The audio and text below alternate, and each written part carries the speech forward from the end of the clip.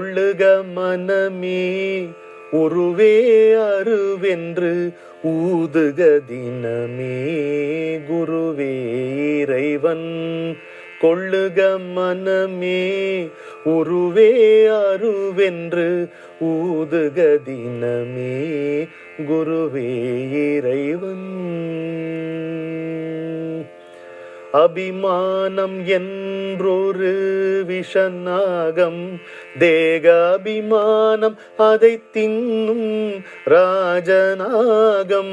அபிமானம் என்றொரு விஷநாகம், தேக அபிமானம் அதை தின்னும் ராஜநாகம். தன்னையே தான் மாய்க்கும் மனமோகம், தன்னையே தான் மாய்க்கும் மனமோகம். அதை தடுத்து நிறுத்தும் குரு தயவே யோகம். குருவே இறைவன். கொள்ளுக மனமே உருவே அருவென்று ஊதுக தினமே குருவே இறைவன்.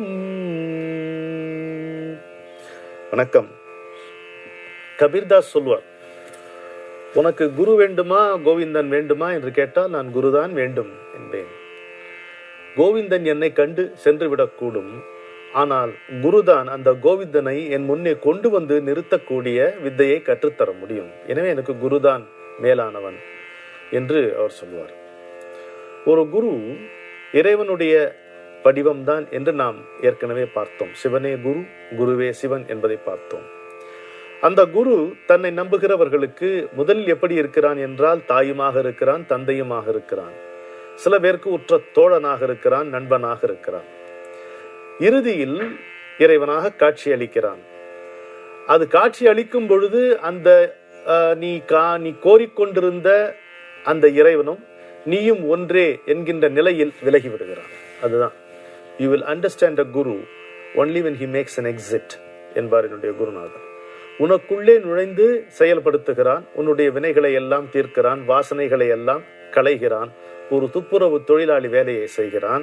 பிறகு அங்கே பளபளத்து கொண்டிருக்கின்ற ஆன்ம ஒளி என்கின்ற இறைவனுடைய தரிசனத்தை தருகின்றான்.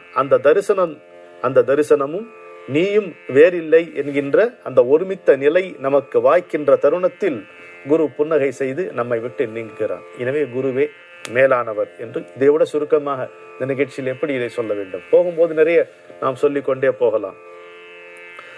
மயிலாப்பூர்ல ஒரு முறை பெரியவர் முகாமற்று கொண்டிருக்கும் போது பெரிய வரிசை, எப்பொழுதுதான் வரிசை இல்லை, வரிசையாக தீர்த்தம் வாங்கி கொண்டிருக்கிறார். திடீர்னு எழுந்து நிற்கிறார். எழுந்து நின்று பின்னால் இருக்கிறவங்களாம் ஒரே வருத்தம், அடடா தீர்த்தம் கொடுக்கறத நிறுத்திட்டார் போல இருக்கு, இப்போ உள்ள போயிடுவாரு அப்படின்ட்டு.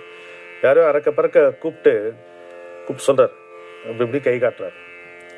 என்ன ரொம்ப தொலை தூரத்துல நிற்கக்கூடிய ஒரு நிறை மாத கர்ப்பிணி, இங்கேருந்து எப்படி பார்த்தவரோ தெரியல, அந்த அம்மா முதல்ல கூப்பிடுகிறார். கூப்பிட்டு அவங்களுக்கு தீர்த்தம் கொடுத்து பிரசாதம் கொடுத்து பக்கத்துல இருக்கிறவங்க கேட்குறாங்க, யார் இவா, யாரா இருக்கணும் இவா, பார்த்தாலே தெரியலையா, ஒரு நிறை மாத கர்ப்பிணி, காத்தால 6 மணிக்கு இவ ஒரு காஃபி குடிச்சிருக்கா, அதுக்கப்புறம் வேற எந்த ஆகாரமும் இவ சாப்பிடல. எவ்வளவு நேரம் நிப்பா இந்த கியூல, என்கிட்ட அவ வந்து சேர்றதுக்கு நீ எவ்வளவு நேரம் ஆகும்? அவ உள்ளே ஒரு குழந்தை இருக்கு, அவ தன்னையும் பாதுகாத்துட்டு குழந்தையும் பாதுகாக்கணுமோ, அதுக்காக தான் கூப்பிட்டேங்கிற. You don't have to be somebody to earn his grace. அதுதான். It is better to be a nobody. It is better to be a nobody than abundantly will enjoy his grace. இல்லையா? நமக்கு ஒரு அடையாளத்தை சுமந்து கொண்டு அவர் முன்னால போய் நின்றால் தான் நம்முடைய தடைகள் விலகுவதில்லை, நாமே நமக்கு தடையாக நிற்கின்றோம். இல்லையா? நமக்கும் நமச்சிவாயனுக்கும் மத்தியிலே நாமே தான் குறுக்கே படுத்து கொண்டிருக்கிறோம். அந்த அடையாளம் நீங்கிவிட்டு நான் ஒண்ணுமே இல்லை நிற்கும் பொழுது எல்லாமாக இருக்கும் அவர் நம்மை எடுத்து ஆட்கொள்ளுவார். எனவே குருவே மேலானவர் என்று நான் சொல்லுகிறேன். ஒரு இடத்துல அற்புதமான ஒரு வாசகம் குருவை பற்றி பெரியவர் சொல்லுகிறார். ரசவாதியை விட குரு மேலானவர். Guru is greater than an alchemist சொல்லிட்டு நிறுத்துறார். எதனால? எல்லாரும் யோசிக்கிறான். சொல்லுங்க எதனால கேட்ப, நம்ம என்னைக்கு பதில் தெரியும் நமக்கு. ரசவாதியை விட குரு